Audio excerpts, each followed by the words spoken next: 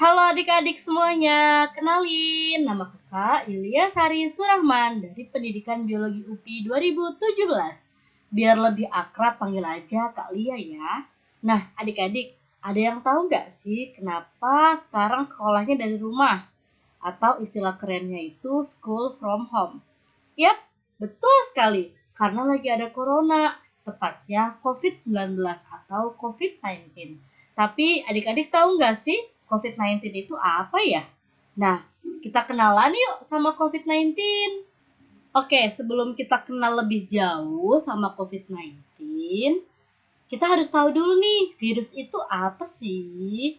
Adik-adik, virus itu berasal dari bahasa Latin, yaitu venom. Artinya apa ya venom itu? Venom itu berarti racun. Jelas bukan berarti virus itu merugikan ya. Nah, yang kedua, virus itu merupakan organisme mikroskopis. Berarti virus itu punya ukuran yang sangat kecil. Bahkan kalau kita lihat pakai mikroskop di laboratorium sekolah pun gak akan terlihat. Oke, yang ketiga, virus itu tidak memiliki sistem metabolisme. Karena tidak memiliki sistem metabolisme, artinya virus tidak dapat tumbuh dan bereproduksi tanpa adanya sel inang. Jadi, virus nggak bisa hidup sendiri ya. Virus itu parasit, pasti nempel di inang supaya dia bisa hidup. Dan yang keempat, virus itu tubuhnya disusun oleh asam nukleat dan protein. Nah, asam nukleatnya ini cuma satu ya, DNA atau RNA. Virus corona. Adik-adik tahu nggak sih virus corona itu apa ya? Nah, virus corona atau biasa disebut dengan coronavirus adalah keluarga besar virus yang menyebabkan penyakit mulai dari gejala ringan sampai berat. Jadi COVID-19 itu coronavirus ya? Iya, adik-adik betul sekali. Faktanya, kejadian luar biasa oleh coronavirus itu bukan yang pertama kali loh. Pada tahun 2002 terdapat penyakit SARS atau Severe Acute Respiratory Syndrome. Nah, penyakit itu disebabkan oleh SARS coronavirus atau biasa disebut dengan SARS-CoV. Ternyata di tahun 2012 juga ada penyakit MERS, yakni Middle East Respiratory Syndrome, yang disebabkan oleh MERS coronavirus atau biasa disebut dengan MERS-CoV. Oh iya adik-adik, ternyata total akumulatif kasus coronavirus ini sekitar 10.000 orang loh, dengan 1.000-an kasus untuk penyakit MERS dan 8.000-an kasus untuk penyakit SARS. Wah, banyak juga ya ternyata. Adik-adik tahu nggak sih COVID-19 itu apa? Nama virus atau nama penyakit ya? Nah, menurut WHO atau World Health Organization memberi nama virus tersebut sebagai Severe Acute Respiratory Syndrome Coronavirus 2 atau SARS-CoV-2 dan nama penyakitnya adalah Coronavirus Disease 2019, yakni COVID-19. Jadi, COVID-19 itu nama penyakit ya. Nah, penyakit yang disebabkan oleh virusnya SARS-CoV-2. Kira-kira gejala apa aja sih yang timbul kalau kita kena virus SARS-CoV-2 ini? Yang pertama adalah demam tinggi. Kalau kita merasakan demam yang tinggi, suhu badan kita melebihi 37,3 derajat Celcius, nah itu perlu dicurigain ya teman-teman. Yang kedua, sakit kepala. Penderita ini akan mengalami pusing atau sakit kepala yang berlebih. Ketiga, batuk kering. Akan mengalami batuk terus-menerus tanpa mengeluarkan lendir. Yang keempat, kesulitan bernafas, di mana kesulitan bernafas ini lebih sulit loh dari biasanya. Cara penularan dan periode inkubasi. Nah, adik-adik, cara penularan utama melalui titik-titik air atau percikan air dari mulut dan hidung yang biasa disebut dengan droplet. Untuk periode inkubasinya berapa hari ya? Ternyata 14 hari, di mana selama 14 hari itu kita akan melihat perkembangan tubuh kita. apakah ada tanda-tanda gejala yang timbul atau tidak. Kira-kira pencegahan untuk COVID-19 ini apa ya? Oke, yang pertama, memakai masker. Jangan lupa adik-adik tutupi hidung dan mulut. Ingat, jangan gunakan kembali masker sekali pakai ya. Yang kedua, stay at home. Jangan kemana-mana, udah di rumah aja. Yang ketiga, mencuci tangan. Rajin-rajinlah mencuci tangan menggunakan sabun atau hand sanitizer. Yang keempat, menutup mulut ketika bersin. Tutupi mulutmu menggunakan tisu ketika bersin, lalu jangan lupa buang tisunya. Jangan lupakan adik-adik, 1 meter. Ayo apa? Yap, jaga jarak minimal 1 meter. Jangan lupa ya, jaga jarak loh.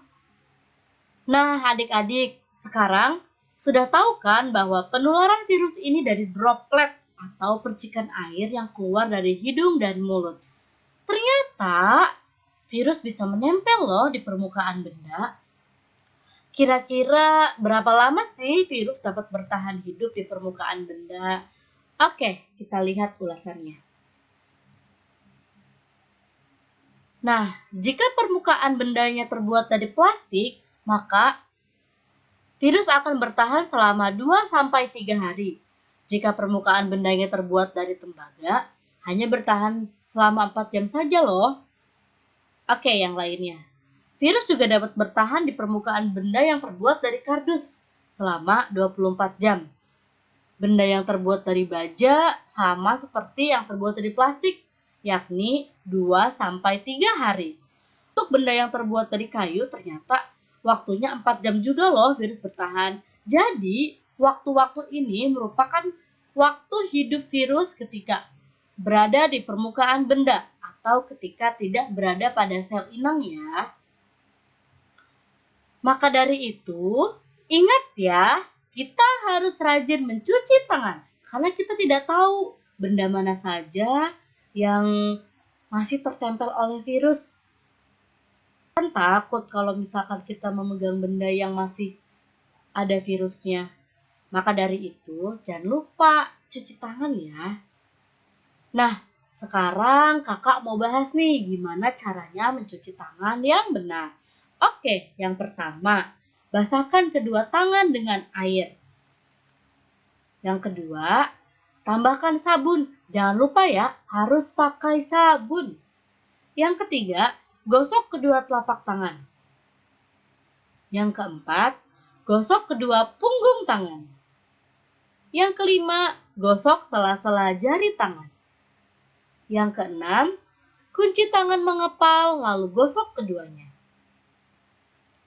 Yang ketujuh, bersihkan ibu jari menggunakan tangan yang satunya. Gosok, gosok.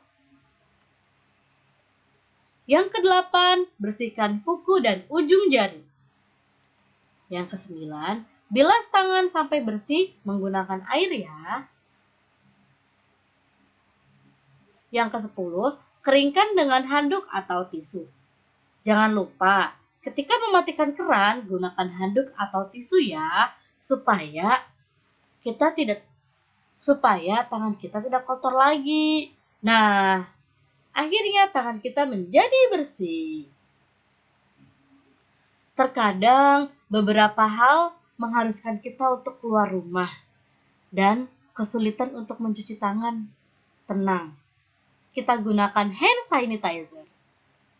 Gimana sih cara pakai hand sanitizer? Wah, mudah sekali adik-adik. Yang pertama, tuangkan hand sanitizer ke telapak tangan. Yang kedua, gosok-gosok kedua telapak tangan, punggung tangan, sela-sela jari tangan, dan kuku. Yang ketiga, tunggu hingga kering.